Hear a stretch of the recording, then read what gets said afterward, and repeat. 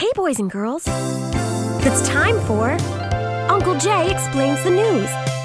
Now here's the guy who helps little minds understand big news stories, Uncle Jay. Hi, boys and girls. Hope your Thanksgiving was tasty and you got to count your blessings because, if they total even half the number of headlines with Twilight vampire puns in them, you got a lot of blessings. Well, Uncle Jay's news word for this week is crash. Now, if you watch local TV news, this, of course, is the word every day, along with fire and drug bust. And, of course, the old standby, your children could die if you don't watch at 6 and 11.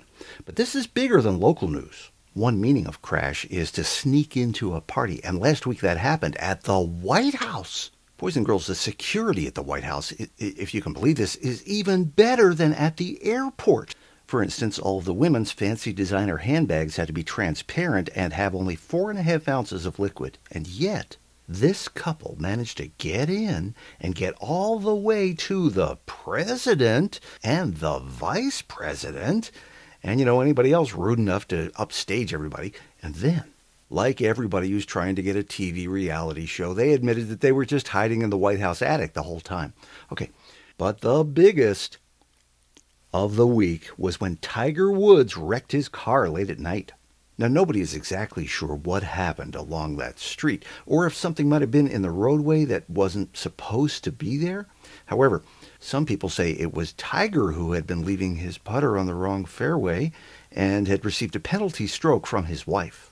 The media thinks it's very important that everybody keeps up with these stories, boys and girls, because your children could die if you don't watch between 6 and 11. And now it's time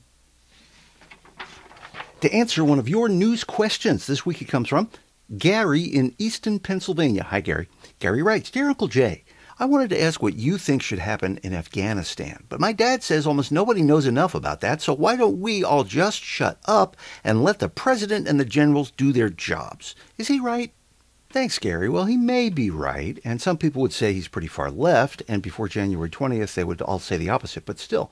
Presidents and generals do have information that ordinary people don't, and so they make decisions that might seem wrong to us, like they did in Vietnam and, the Iranian Revolution and Iran-Contra and the Iraq War and the economy. Gary, we should be respectful, but no, we shouldn't shut up. Don't forget, you can see more at www.UncleJayExplains.com.